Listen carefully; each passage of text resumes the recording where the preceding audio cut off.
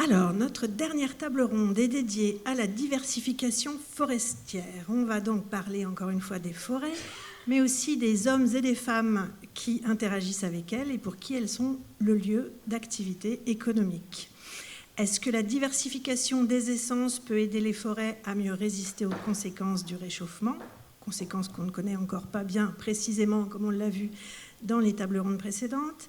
Quel impact cette diversification peut-elle avoir sur la dimension économique de ces forêts, lorsqu'elles sont le lieu de production de bois, par exemple? Ou au contraire, comment les productions agricoles, celles d'olives par exemple, influencent la biodiversité des forêts qui sont juste à côté d'elles? C'est ce que nous allons voir avec nos derniers intervenants de la journée. Donc Guillaume Decoq, vous êtes spécialiste en sciences végétales à l'université de Picardie Jules Verne, dans l'unité de recherche écologie et dynamique des systèmes anthropisés. Hélène Oren, vous êtes spécialiste en sciences du sol, vous aussi à l'université de Picardie Jules Verne, dans la même unité que Guillaume. Et vous allez nous présenter aujourd'hui votre projet Made in France, modéliser les assemblages d'essences et les dynamiques forestières en environnement incertain de France hexagonale. Julien Blanco, vous êtes ethno-écologue à l'IRD, l'Institut de recherche pour le développement, et vous vous intéressez à l'aspect social des forêts. Niklas Tisklin, vous êtes écologue et généticien à l'INRAE, l'Institut national de recherche pour l'agriculture, l'alimentation et l'environnement. Et vous deux, vous allez nous présenter votre projet Do for Change, des forêts domestiques en transition, repenser la résilience et la gouvernance d'une interface socio-écologique en changement. Et vos invités parties prenantes sont Jean Lemaire, vous êtes ingénieur au CNPF, Centre national de la propriété forestière, et vous êtes par ailleurs le concepteur, je crois, de l'application BioClimSol, qui détermine les essences les plus adaptées, c'est ça, à un lieu donné. Et enfin, Abdelali Zaz, vous êtes oléiculteur, cultivateur d'olives, et vous êtes aussi trésorier de l'interprofession marocaine de l'olive. Eh bien, nous allons passer aux présentations. Alors, je ne sais pas comment vous allez faire. C'est vous? D'accord. On y va. Made in France. Et on passe avec ça, c'est ça? Ah oui. Ah, il y a une grosse flèche. Il faut que je parle là. Bien, bonjour à toutes, bonjour à tous. Donc, je vais vous présenter brièvement le projet Made in France, donc, qui est l'acronyme pour modéliser les assemblages d'essences et les dynamiques forestières en environnement incertain à l'échelle de la France métropolitaine. Donc, ce qui a prévalu à la réflexion qui est derrière l'élaboration du projet, c'est différents constats que l'on partage entre scientifiques et acteurs de la filière forêt-bois, avec ce sentiment d'avoir, face au dépérissement et aux différentes crises que connaît la forêt française, d'augmenter la résilience des écosystèmes forestiers. Et face au constat que finalement les apports récents de différents champs scientifiques étaient relativement peu mobilisés pour élaborer ou perfectionner les outils d'aide à la gestion existants, eh bien, on a eu l'idée de mobiliser ces apports récents dans différents champs disciplinaires, notamment dans le domaine de l'écologie forestière. Également, il y a des choix à faire, on en a déjà parlé plusieurs fois aujourd'hui, des choix, à commencer par des choix d'essence. Quelle essence est-ce que je peux planter aujourd'hui pour essayer ou espérer avoir une récolte et un revenu d'ici quelques années? Et pour guider ces choix, eh bien, il y a des critères à prendre en compte, des critères qui sont des avantages, des inconvénients, des bénéfices, des risques. Et là aussi, le constat, c'est qu'il y a peu d'outils suffisamment intégratifs pour guider ce choix.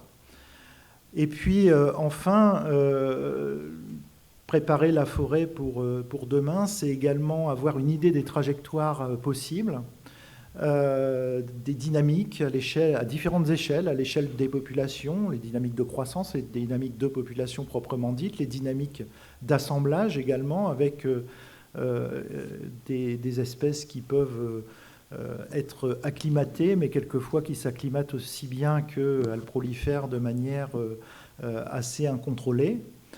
Et donc, à partir de ces constats, on a voulu construire le projet Made in France pour élaborer un certain nombre d'outils qui vont pouvoir aider à tous ces choix qui se présentent devant la filière forêt-bois d'une manière générale. Et on s'est associé pour cela à deux grands autres champs disciplinaires que l'écologie fonctionnelle, celui des mathématiques appliquées, parce que là aussi il y a eu beaucoup de progrès récemment dans les outils mathématiques, dans les méthodes de couplage de modèles, qui sont finalement peu mobilisés. Et puis, pas seulement parce que c'est la mode, mais il y a également les outils d'intelligence artificielle, et notamment l'intelligence artificielle explicable, celle qui permet de rendre les boîtes noires un petit peu moins noires. Donc, c'est ce qui a prévalu à la construction du projet. Ce projet, il s'articule en fait autour de 3 groupes d'activités. Un premier groupe d'activités qui porte précisément sur les stratégies pour accroître la résilience des assemblages d'essence que l'on peut faire en foresterie, avec 3 tâches en fait. D'abord, une réflexion autour des possibles. Quels sont les possibles quand j'habite dans telle région ou telle sylvo-écorégion? Quels sont les choix d'essence que je peux faire? Et des choix qui seront toujours bons d'ici quelques années. Donc on va pour cela utiliser les scénarios du GIEC qui sont disponibles, différents types de scénarios, parmi ceux qui sont les plus plausibles, pour déterminer ce qu'on appelle les réservoirs régionaux d'espèces en écologie, c'est-à-dire donc ce domaine des possibles et comment ce domaine des possibles évolue au cours du temps selon les différents scénarios. Ensuite, il faut bien entendu tenir compte des conditions stationnelles et puis d'autres facteurs de contexte, y compris le contexte économique local. Et donc, à partir de ce domaine des possibles, quels sont les choix les plus judicieux? Et puis également à partir là, de ce qu'on connaît en écologie fonctionnelle, alors je ne vais pas rentrer dans le détail des concepts, mais tout ce qui est connu sous le nom de complémentarité fonctionnelle, de redondance fonctionnelle, de diversité fonctionnelle, de diversité phylogénétique, comment est-ce qu'on peut s'inspirer des écosystèmes les plus résilients qu'on connaît dans différents contextes climatiques ou édafoclimatiques pour essayer de concevoir des assemblages qui sont sinon optimales en tout cas, qui sont possibles actuellement et qui ont de bonnes chances de durer suffisamment longtemps. Dans le deuxième groupe d'activités, donc là aussi plusieurs tâches, donc on va bien sûr s'appuyer aussi sur ce qui aura été fait dans le premier groupe, mais je parlais tout à l'heure de rapport bénéfice-risque, eh bien il s'agit de rassembler de la donnée qui est dispersée. Alors il existe déjà plein de bases de données, et puis il existe des données qui ne sont pas reprises dans les bases de données. Donc l'objectif, c'est un petit peu d'utiliser, de mettre ensemble les bases existantes et puis de compléter ces bases sur les essences qui auront été sélectionnées lors du premier groupe d'activités. Donc construire une base de données sur les avantages et les inconvénients, les bénéfices, les risques.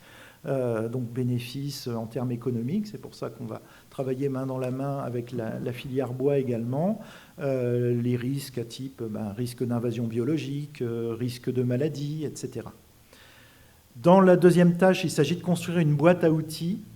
Alors c'est un terme un petit peu générique, c'est-à-dire que dans la littérature également, de manière très dispersée, il existe des outils simples de suivi. Alors vous connaissez peut-être les sachets de thé qu'on enterre dans le sol pour voir la capacité de minéralisation de la matière organique. Alors c'est un test tout simple qui ne coûte pas cher.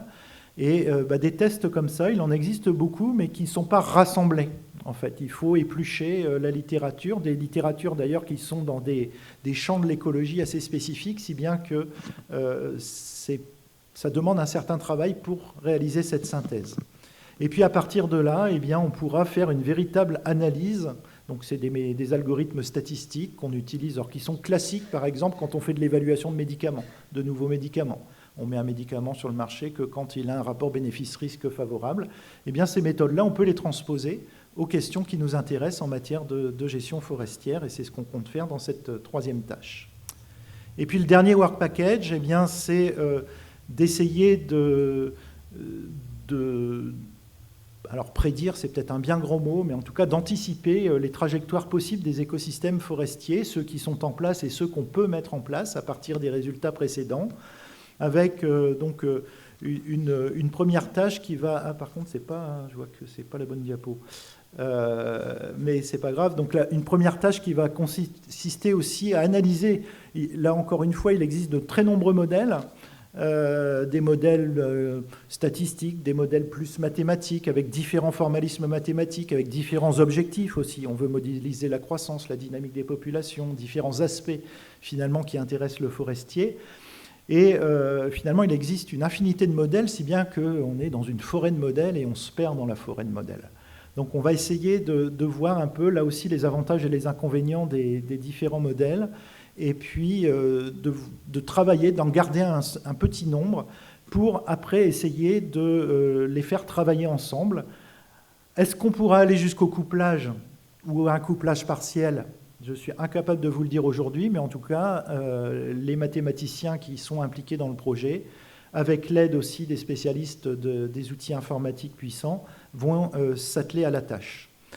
Et puis, alors, donc, mon propos ne suit pas forcément la diapo, mais donc, à partir de là, on va aussi essayer d'avoir un modèle assez intégratif au niveau des échelles spatiales, c'est-à-dire depuis ce qui se passe à l'échelle de l'individu, l'échelle de la population, l'échelle de la communauté, voire l'échelle paysagère à partir des modèles de dispersion des espèces en fonction de leur capacité de dispersion. Donc tout ça pour essayer d'anticiper l'avenir et en fonction là aussi des scénarios du GIEC sur lesquels on va s'appuyer. Merci. Merci.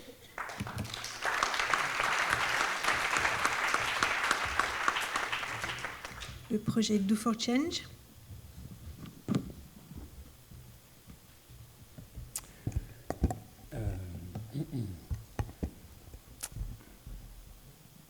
Ok. Bonjour à toutes et tous. Alors, avec ce projet Do for Change, j'ai un peu le sentiment qu'on va faire un petit pas de côté, et je suis ravi que le PEPR nous donne l'opportunité de faire ce petit pas de côté. C'est quoi ce petit pas de côté ? En fait, pourquoi je dis ça ? C'est parce que ce projet il part du constat que de nombreuses forêts dans le monde sont étroitement connectées avec ce qui se passe avec la sphère agricole.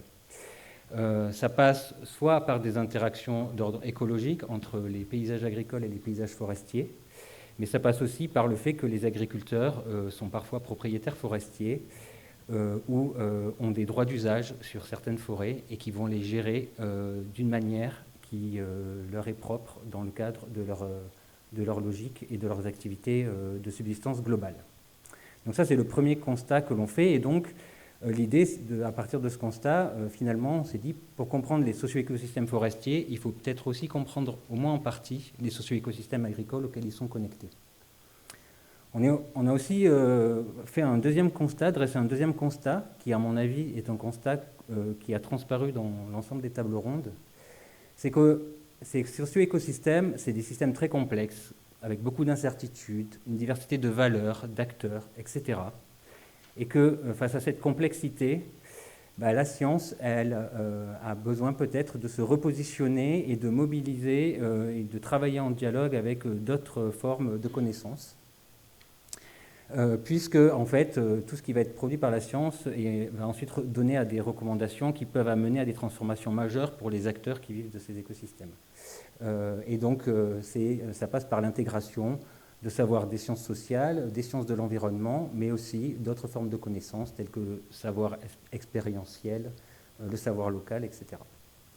Donc sur la base de ces deux constats, en fait, on a construit un projet de recherche articulé autour de 3 axes. Le premier axe va être autour d'un processus de recherche-action équitable pour réfléchir à ces aspects de gouvernance des forêts domestiques, avec là un parti pris de, en fait, ne pas dissocier la gouvernance du projet de la gouvernance des forêts domestiques, de manière à en fait repositionner les chercheurs comme acteurs en fait de cette gouvernance des forêts. Et donc ces aspects de comment on construit du savoir transdisciplinaire, comment on collabore entre différentes disciplines, entre acteurs académiques et non académiques, est une question de recherche en tant que telle dans le cadre de ce projet. Associé à cet axe de gouvernance, on a un axe autour de la résilience des forêts domestiques et de leurs interactions avec les agroécosystèmes, avec un volet de génétique et d'écologie fonctionnelle. Et ensuite, on a un axe sur d'ethnosciences pour comprendre les multiples façons de relationner avec les forêts qu'ont les différents acteurs dans les territoires que l'on va étudier. Donc ces 3 axes, ils vont se déployer dans 3 terrains différents. Et notre choix, ça a été de rentrer par ces terrains à travers 3 espèces qui sont les chaouaris, les cormiers et les oléastres, dans 3 territoires différents, qui sont des espèces à l'interface en fait entre l'espace sauvage et l'espace domestiqué, entre l'agriculture et la forêt. C'est ces espèces qui sont très peu étudiées, assez peu connues, et qui, de notre point de vue, enfin en tout cas, on part de l'hypothèse qu'elles ont une potentialité socio-économique inexploitée, ou en tout cas voilà, sous-exploitée. Ces trois modèles, en fait, ils s'articulent le long d'un gradient forêt-agriculture avec une dominance de l'écosystème forestier en Guyane et une plus étroite interaction entre espace agricole et espace forestier dans le cas du Maroc.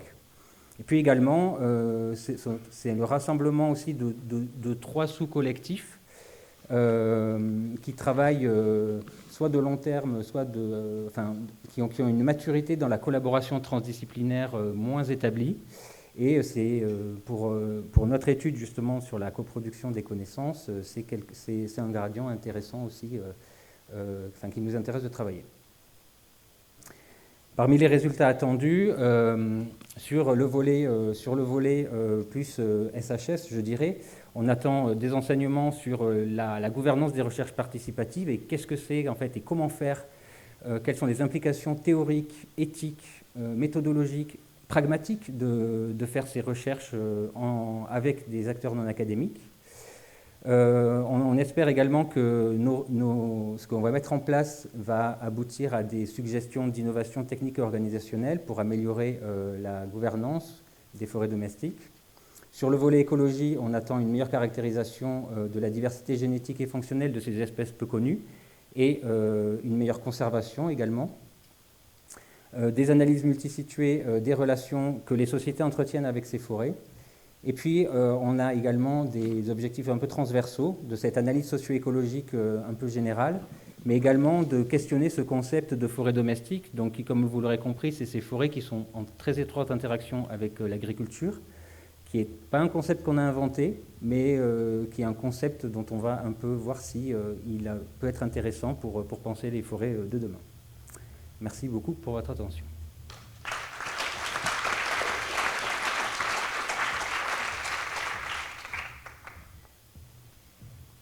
Alors, on va commencer avec vous, Guillaume et Hélène. Peut-on et doit-on diversifier les forêts ?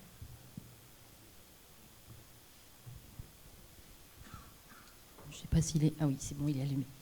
Oui, merci. Je vais peut-être commencer en fait par la deuxième partie de la question.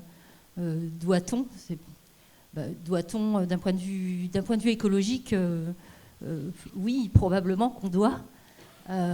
D'abord parce que cette diversification des forêts, au-delà de la diversité des arbres, c'est aussi au sol une diversité d'habitat, donc des conditions de lumière au sol, des conditions microclimatiques également en forêt qui pourraient être diversifiées, suivant une maille un peu différente en fait en fonction du grain qu'on donne à cette diversification. Également, on parlait ce matin de communauté du sol. Ça fait également au sol un mélange de litières et donc des communautés du sol qui peuvent aussi être plus importantes. Donc vraiment un bénéfice au niveau biodiversité, mais également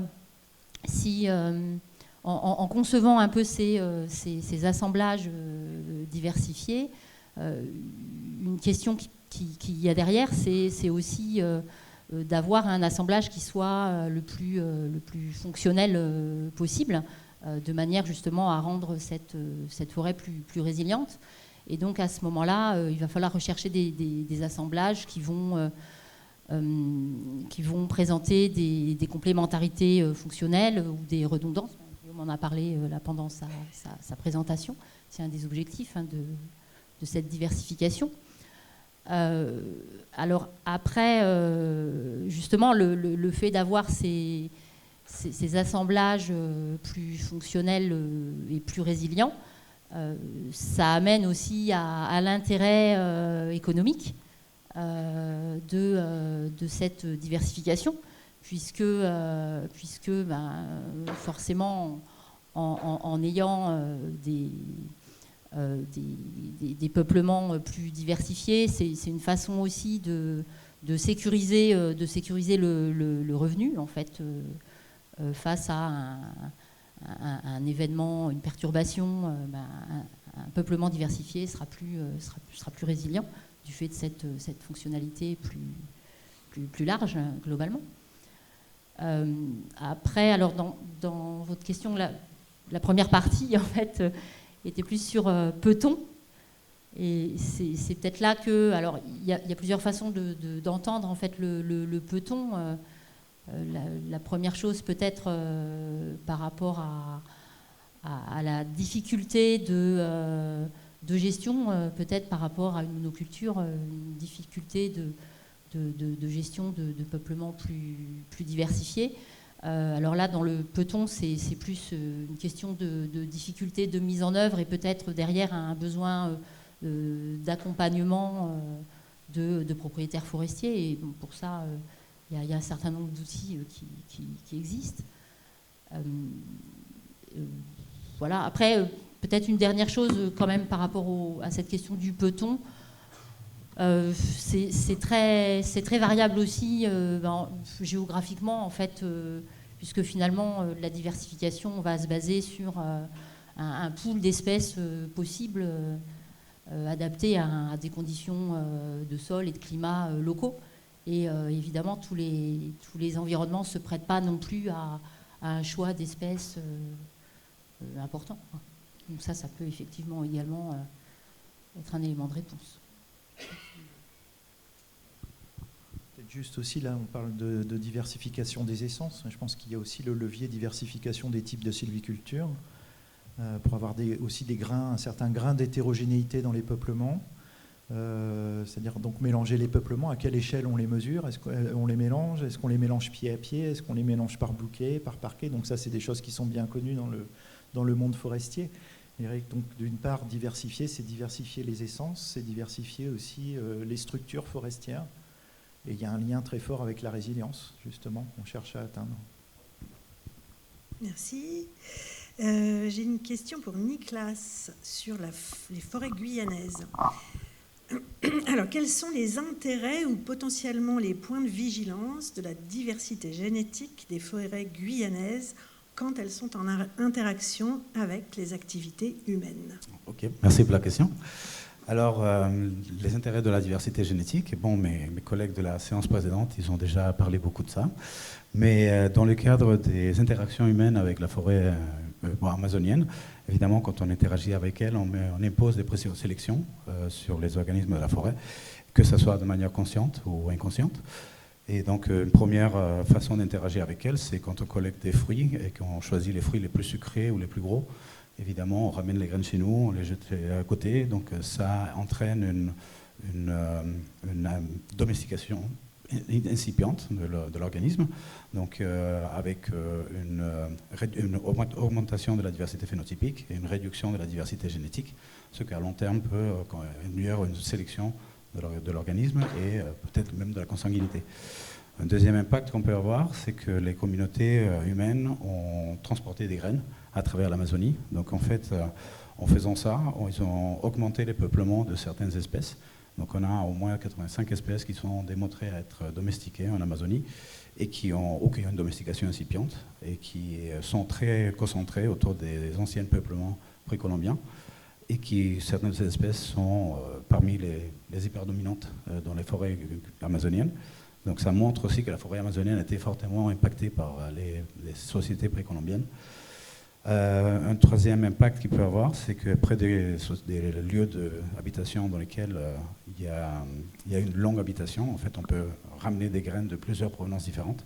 Donc ça augmente la diversité génétique, ça impacte la structuration génétique, combiné avec les effets antérieurs. Donc voilà, on modifie la structuration génétique des populations. Et un quatrième impact qu'on peut avoir, c'est quand l'interaction elle est destructive vers l'organisme. Donc là, on réduit la fréquence de l'organisme dans la forêt. Donc on peut réduire aussi la diversité génétique. Et dans le cadre du Shawari, qui est une espèce multi-usage, donc tout ça se combine pour créer peut-être une structuration génétique assez complexe. Merci. Une question pour Jean. Biodiversité et production de bois sont-ils vraiment irréconciliables? Ne pourrait-on pas mettre à profit la biodiversité pour pérenniser la fonction économique des forêts? On a déjà un petit peu discuté dans la notion de mélange et ainsi de suite. Je pense qu'il n'y aura pas qu'une sylviculture dans le contexte du changement climatique. Et donc, il va falloir s'adapter, avoir plusieurs sylvicultures, plusieurs essences, plusieurs modes de traitement. Et ça, bien sûr, ça va jouer aussi sur la biodiversité. Ce qu'il faut bien voir dans ce qui s'annonce, c'est qu'il n'y a pas une réponse, il y a des multitudes de réponses et qu'il va falloir vraiment être agile. C'est ce qui s'annonce pour les forestiers du futur, c'est qu'on n'a plus un mode de gestion, parce que les risques sont multiples, on aura du mal à les prévoir et qu'il va falloir être agile. Et cette agilité fera qu'on pourra répondre aux risques et de cette façon-là préserver la biodiversité. Parce que peut-être la question fondamentale pour le prochain siècle, c'est comment préserver cette biodiversité pour répondre à tous les services écosystémiques qu'on veut encore conserver. Est-ce qu'on doit imposer la diversification des forêts et au contraire proscrire certains modes de gestion? Est-ce qu'il faut légiférer en fait, ou bien laisser les gestionnaires agir? Alors, généralement, je vais parler pour la forêt privée. Bon, l'ONF pourrait répondre de son côté. Quand vous allez voir un propriétaire, si vous lui imposez les choses, ça ne passera pas. Il faut d'abord l'écouter, voir ce qu'il veut faire, et en face, de l'autre côté, avec des outils comme on va les développer là, l'idée c'est de lui apporter un nouvel éclairage. Et en co-construisant la réponse, on ne va pas l'imposer, mais elle va s'imposer d'elle-même, en fait. Et c'est vraiment vers ça qu'il faut aller, parce que si on amène quelque chose en force, ça ne passera pas. Merci. Une question pour Julien. Est-ce que les forêts cogérées par les forestiers et les agriculteurs pourraient être un modèle d'avenir? Merci pour la question. Je dirais ça, en fait, je me rends compte que dans cette question, il y a peut-être deux façons de voir la notion de modèle, soit comme quelque chose qui existe et qui sera susceptible d'exister dans le futur, ou comme quelque chose que l'on souhaite qu'il advienne ou qui est un modèle désirable, auquel on... Voilà. Donc pour le premier type de modèle, comme je l'ai expliqué lors de ma présentation, effectivement, c'est un modèle qui existe à l'heure actuelle, l'implication à divers niveaux des agriculteurs dans la gestion forestière. Par contre, on peut voir que ce modèle, il est en perte de vitesse dans certaines régions du monde, voire peut-être même la plupart des régions du monde. En France, il me semble que dans les années 70, il y avait 3 millions d'hectares de forêt dont les propriétaires étaient des agriculteurs. Aujourd'hui, ce n'est plus qu'un million et quelques, 1,1 million d'hectares en 2020. Et puis, au Maroc, par exemple, là où je travaille depuis longtemps, du fait de l'exode rural aussi, du fait de beaucoup de transformations, il y a une déconnexion qui se fait pas mal des agriculteurs à la forêt. Et pour autant, il y a d'autres signes qui montrent que ce modèle il pourrait quand même perdurer, avec notamment des efforts qui sont faits dans la politique marocaine sur la gestion participative des forêts, dans la nouvelle stratégie forêt 2020-2030. En Guyane aussi, au niveau du parc national, il y a des zones d'usage qui sont prévues pour l'implication des agriculteurs dans la gestion des forêts. Donc, il y a des signes qui montrent que certaines personnes considèrent que ça peut être un modèle d'avenir au sens d'être un modèle à suivre. Et bon, alors je pense qu'il y a besoin de beaucoup de recherches pour savoir si ça peut être un modèle intéressant. Comme on l'a vu précédemment, concilier écologie, enjeux de biodiversité, enjeux économiques, enjeux parfois culturels, parce que ces forêts, c'est aussi des lieux où il se passe des rituels qui sont importants d'un point de vue culturel. Y a pas on ne peut pas être gagnant sur tous les plans, et donc il va falloir faire des choix. Et donc, moi, ça me semble un modèle intéressant dans le sens où ça peut répondre à des enjeux de justice sociale, c'est-à-dire de faire bénéficier un plus grand panel d'acteurs des bénéfices tirés de la forêt. Ça peut aussi répondre à des enjeux de ce qu'on appelle la justice, justice de reconnaissance, c'est-à-dire reconnaître le savoir et savoir-faire des gens qui ne sont pas forcément des scientifiques ou des forestiers sur la forêt. Mais ensuite, si sur le papier, ça peut être des modèles qui répondent à ces enjeux de justice environnementale, ensuite, il peut y avoir un très fort écart entre ce qui est fait dans la pratique et ce qui est en théorie. Et je pense que c'est aussi tout l'objet de programmes de recherche interdisciplinaires avec des sciences sociales et de l'écologie pour essayer de voir un peu les dynamiques en pratique et éclairer sur ces questions. Merci. Donc on a la chance aujourd'hui d'avoir un invité qui vient du Maroc. Abdelali, si on prend l'exemple des oliviers, qui est donc votre domaine de spécificité, est-ce que les filières agricoles peuvent accueillir des productions d'oliviers sauvages qui proviendraient des forêts ?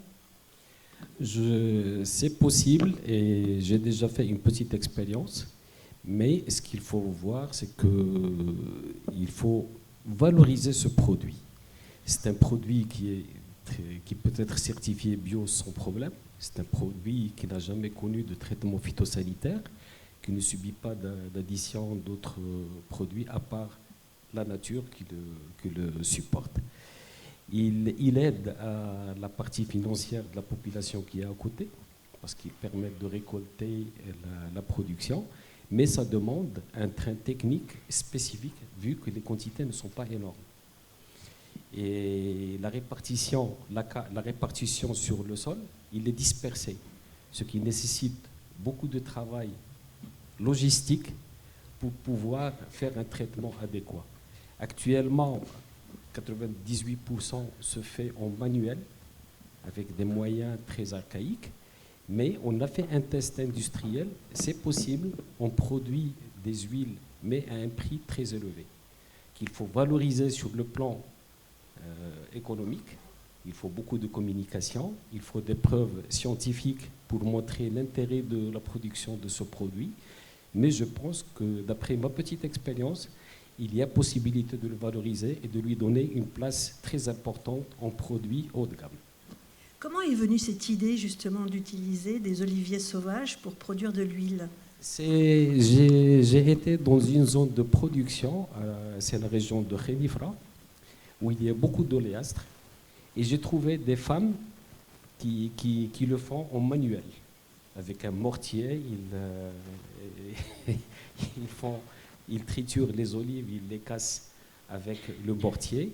Ils récupèrent l'huile avec une façon traditionnelle sur un morceau de bois, sans pression et sans rien. Et pour eux, cette huile est une huile prestigieuse. Il a des atouts sur la santé, et il l'utilise comme médicament. C'est là où j'ai eu l'idée et j'ai commencé à travailler avec ces dames. Et l'idée, c'était comment développer et aider la femme rurale à développer un produit avec tout ce qu'elles font. Et ça a donné un bon résultat, mais que je n'ai pas pu suivre vu les moyens que je n'ai pas pu mettre suffisamment de moyens. Et je n'ai pas eu le temps pour poursuivre cette activité avec ces dames. Merci beaucoup. Une dernière question pour Guillaume ou Hélène. A-t-on aujourd'hui les outils nécessaires pour augmenter la résilience des forêts face au réchauffement ? Et pourrait-on même s'inspirer des forêts qui résistent le mieux pour proposer des solutions dans des régions où elles résistent moins bien ? Alors, si on avait tous les outils, on n'aurait pas fait le projet. Donc, non, on va répondre simplement.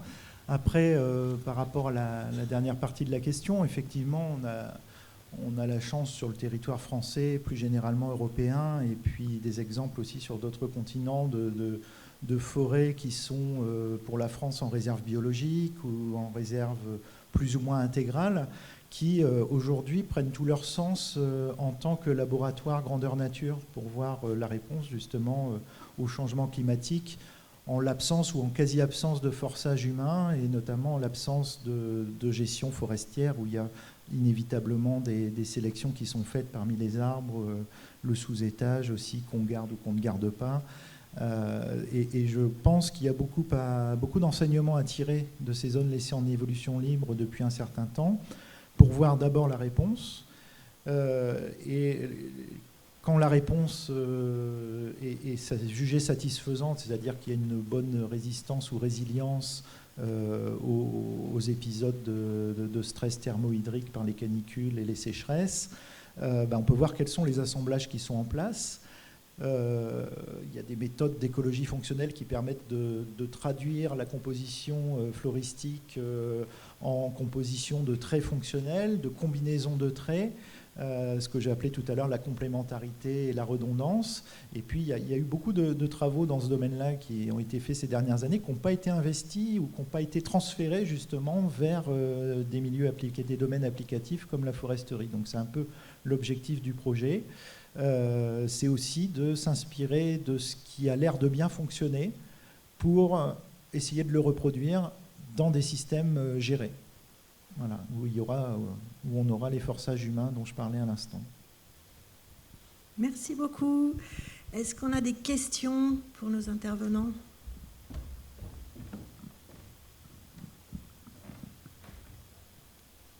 Marielle.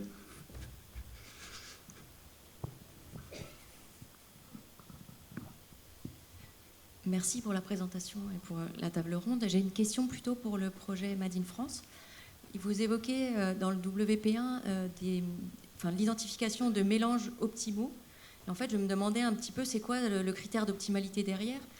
J'ai le sentiment que des mélanges qui seraient optimaux d'un point de vue production économique ne seraient pas forcément les mêmes que ceux qui seraient optimaux pour de la biodiversité ou pour du carbone. Et je me demandais si c'était des éléments que vous alliez aborder, ou quelle optimalité vous allez considérer.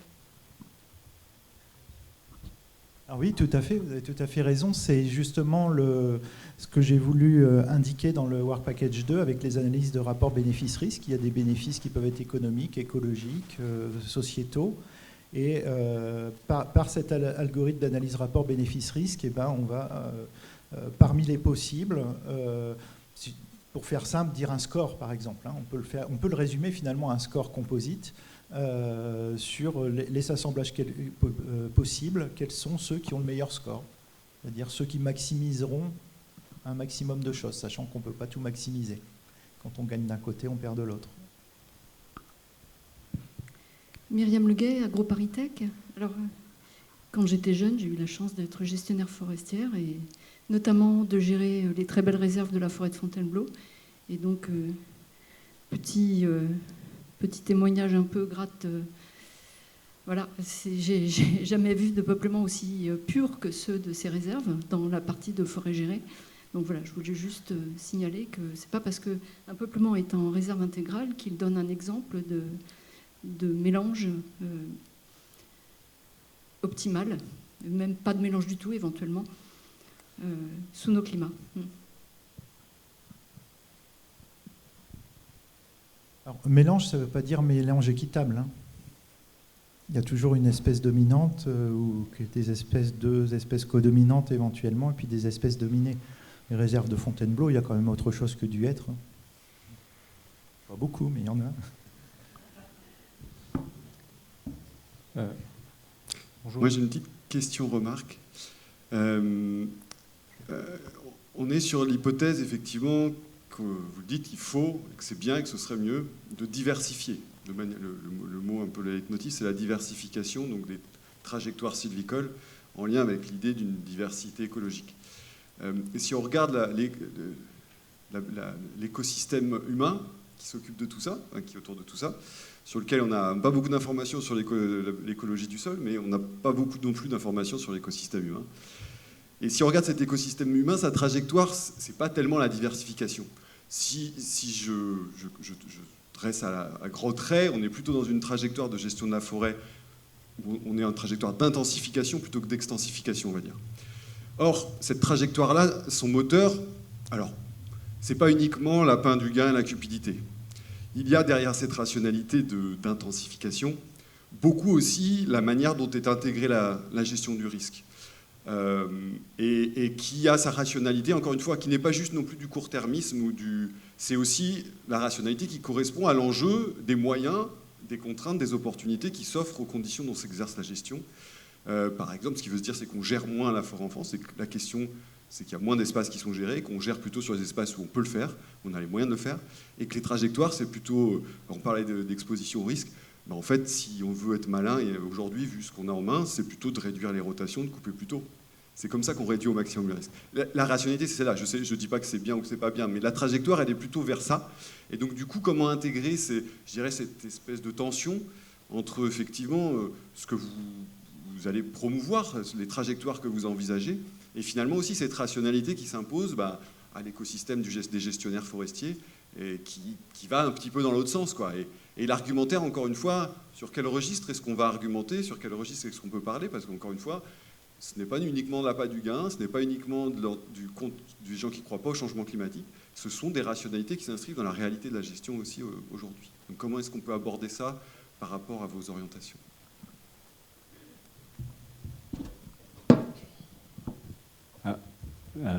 Merci pour la question. Alors, au fait, oui, vous avez raison, hein, tout à fait. Il y a même des écrits qui montrent pour le moment qu'on va se diriger probablement vers ces deux grands pôles, hein, l'extensification et puis de l'autre côté l'intensification et la réduction forte des révolutions. En réalité, vu qu'on va vers quelque chose qu'on ne connaît pas, on sait qu'on va avoir des aléas climatiques de plus en plus forts, on va être amené à gérer les forêts en fonction du risque. C'est le risque qui va dominer toute la gestion. Et en réalité, à ce moment-là, au moment où vous allez poser un diagnostic, vous allez définir un risque, par exemple, de dépérissement ou de mortalité. Vous allez le définir au moment T. Et puis vous allez revenir 10 ans plus tard, et à l'endroit où vous êtes, grâce aux outils qu'on va construire, on va vous dire le risque est d'autant. Et à ce moment-là, peut-être que vous allez changer d'itinéraire de gestion. Et en fait, c'est ça l'agilité, c'est-à-dire qu'il n'y a plus une voie dirigée en termes de gestion forestière, c'est que tous les 10 ans, vous allez revoir complètement votre gestion. Et en fait, en fonctionnant comme ça, en traçant vos pas comme ça, vous allez pouvoir définir une gestion. Et après, pour les propriétaires, on a déjà des cas comme ça. Ils plantent une fois une essence très productive, ça ne marche pas très bien. Ils repayent derrière, parfois même c'est les assurances. Ils le refont une deuxième fois, ça ne marche pas très bien. Et la troisième fois, ils ne le font plus.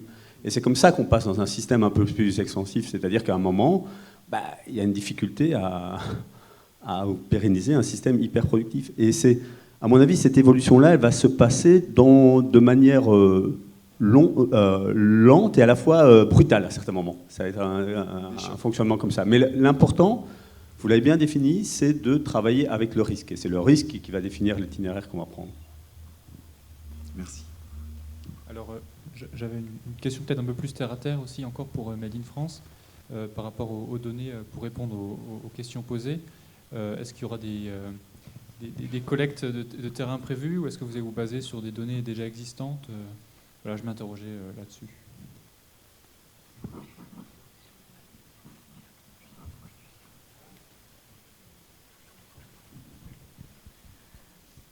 En fait, pour tous les aspects choix des essences, l'analyse bénéfice-risque, ça va être vraiment sur la base de données déjà acquises, donc sur des bases de données, soit existantes, soit de bases de données à constituer, notamment par rapport à cette question de l'analyse bénéfice-risque. Ensuite, de la donnée vraiment acquise sur le terrain, ça sera plutôt dans le cadre du WP2, en fait, dans la construction de la fameuse boîte à outils, où ça, il faudra effectivement concevoir la boîte à outils et puis également la tester en fait. Donc là sur des données terrain. Donc il ne s'agit pas dans le cadre du projet de tester une boîte à outils sur l'ensemble des espèces qui seront examinées dans le cadre des WP1 ou WP3, mais plutôt de tester sur quelques espèces simplement pour faire la preuve de concept de notre boîte à outils. Et puis pour compléter sur le WP1, c'est pareil. Il y a une partie de données existantes et une partie de données, ce que j'évoquais à l'instant, d'aller voir les peuplements qui se portent bien, donc d'après les données de santé des forêts. Donc ça, il faut aller sur le terrain, recueillir de la donnée, mais on va la traiter avec des données fonctionnelles qui sont en base de données existantes. Ouais, je voudrais rebondir sur le sujet de l'intensification. Moi, je pense que le modèle français, c'est plutôt le modèle qu'on appelle des triades, c'est-à-dire qu'en fait, il y a une zone où on fait de la sylviculture plus intensive, des zones qu'on met en protection intégrale, puis un grand ventre mou au milieu, où on fait vaguement quelque chose en forêt. Et je ne suis pas d'accord avec le fait de dire que la réaction, c'est de faire de plus en plus d'intensification. Les plantations, c'est que 13% de la surface forestière. Tous les gains de surface qu'il y a eu depuis les années 50, après le grand plan de reboisement, c'est de la crue agricole, c'est-à-dire c'est de l'abandon, donc c'est de la non-gestion. Donc en fait, actuellement, la tendance est l'augmentation de la non-gestion plutôt pour moi. Et non, et dans la gestion, c'est pas forcément plus intensif. Je pense pas que l'ONF, quand ils font des coupes progressives de chênes, non, mais le taillis sous-futé de chênes, par exemple, qui est la majorité de la forêt française, c'est quoi? On récolte un peu de bois de feu pour faire son taillis, on garde quelques réserves qu'on va venir peut-être couper tous les 50 ans, quand elles auront 120, 130 ans. C'est extrêmement extensif. Donc en fait, je ne suis pas sûr que le terme intensification est quelque chose qui correspond très très bien à ce qui se passe sur la majorité des surfaces. Je pense que c'est plus visible, parce que c'est là où on a plus de photos de canopées, plus de trucs sur les réseaux sociaux. Mais prenez en pourcentage des surfaces ce qui se passe chaque année, je ne suis pas sûr que le terme intensification... Et qu'est-ce que ça voudrait dire intensification? Ça voudrait dire fertiliser plus, raccourcir toutes les rotations, faire plus de... On a enlevé l'utilisation des produits chimiques en forêt. Moi, je trouve que globalement, le terme intensification n'est pas forcément adapté pour représenter ce qui se passe au niveau national.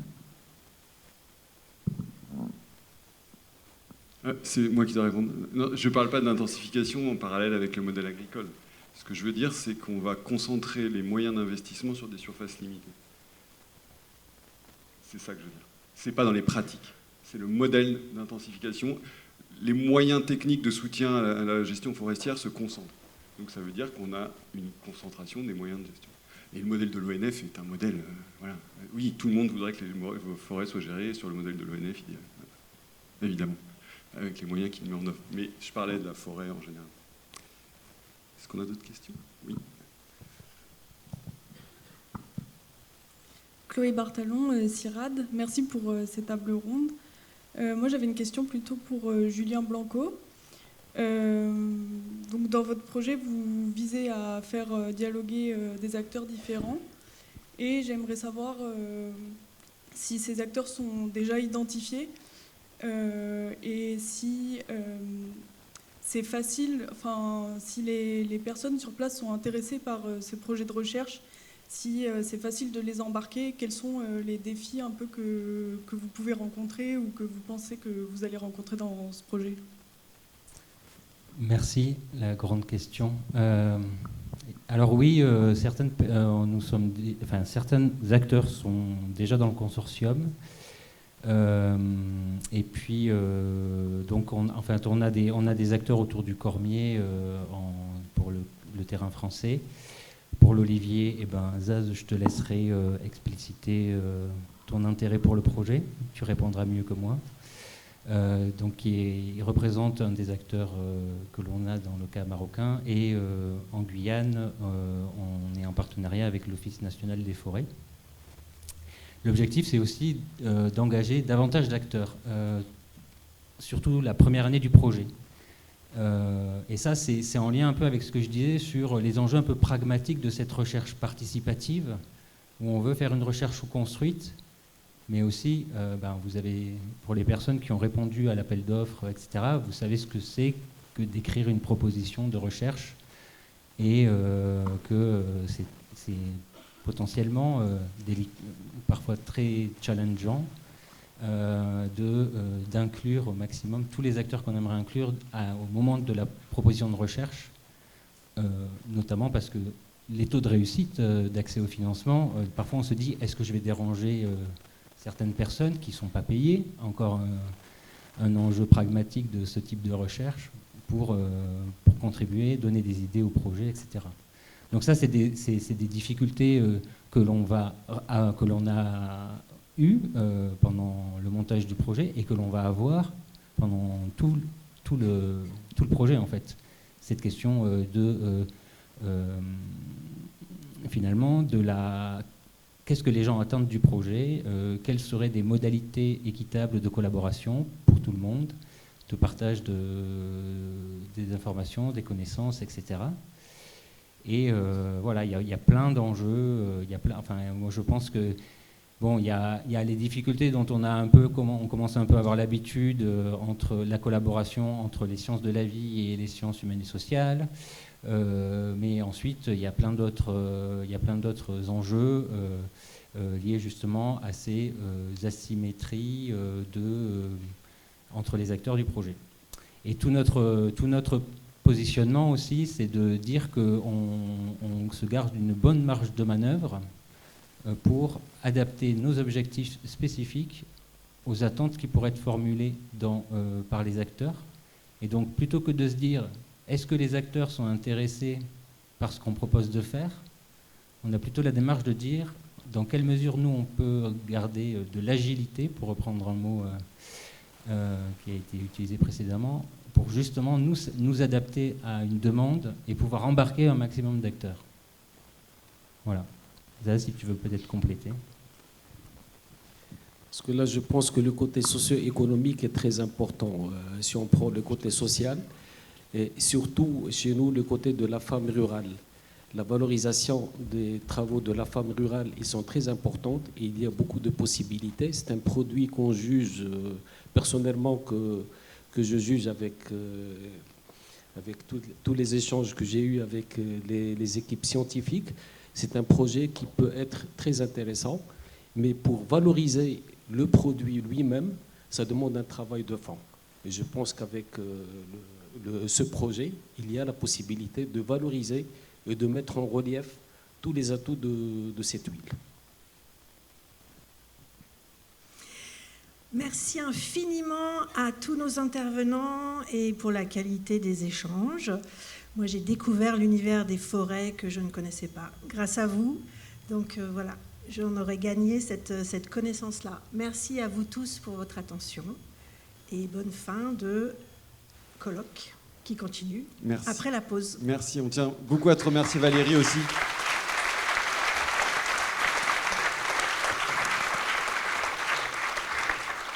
Merci encore une fois aux porteurs de projets, à vous qui êtes venus les accompagner et proposer cette vision au-delà de la science un petit peu de tous ces travaux. Merci aussi beaucoup à toi Valérie parce que tu as apporté énormément à ces tables rondes, tu as travaillé en amont avec tout le monde et merci beaucoup pour cet investissement et ce travail pour nous. C'est très très gentil et tu passeras nos amitiés à tous les collègues d'Epsilon avec lesquels on travaille.